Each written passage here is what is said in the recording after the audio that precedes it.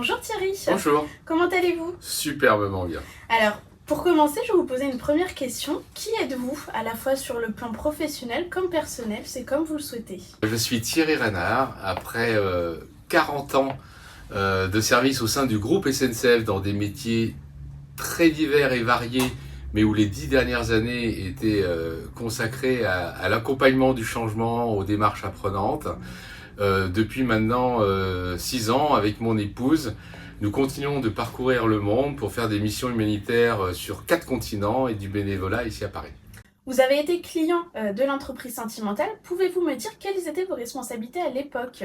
Alors la première fois que j'ai eu affaire à Ludovic, c'était en 2006, au sein de la direction de l'organisation, car j'étais un des rouages dans la simplification, dans le programme de simplification décidé par Louis Gallois et Guillaume Pépi, qui s'appelait De l'oxygène. J'étais plus particulièrement en charge de 3 dossiers, la réunionite, d'être noyé sous les emails et trop de paperasse. Et justement, quel était votre challenge principal avec l'entreprise Sentimental? Le véritable challenge était comment éviter l'effet culbuto et comment faire que cette démarche soit prise par le plus grand nombre. Finalement, quel résultat cette mission a-t-elle atteint? Une des grandes avancées, c'est de permettre la discussion autour de ce que l'on me demande. Est-ce que c'est vraiment nécessaire? La réussite personnelle, ça a été la rencontre avec Ludovic. Et c'était une vraie rencontre. Et donc, ça va faire près de 20 ans bientôt que je connais l'entreprise Sentimentale et Ludovic. Et nous avons eu de maintes occasions de travailler ensemble dans des jobs successifs, notamment sur la professionnalisation des accompagnateurs du changement, sur l'animation d'un réseau de mentors, etc., etc. Mais également, j'ose l'avouer, il me sert à titre personnel.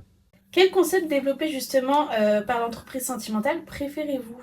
Je ne veux pas dire tous, mais presque, mais je veux dire plus particulièrement, on va dire par la viralité du changement. Donc là, c'est comment faire en sorte que un changement ou autre, ou une nouvelle règle, un nouveau process se mette en œuvre sans que ça soit cascadé, que ça soit vraiment approprié, ou que les personnes deviennent impliquées par ce qu'on leur demande, et du coup développer l'engagement de ces personnes à travers de nouveaux process ou de nouvelles façons de travailler. Autre chose que j'apprécie beaucoup dans l'entreprise Sentimentale, et là je vais mettre je ne sais pas combien de centaines de coachs sur le dos, mais c'est que, alors Ludovic, il vient du monde du conseil.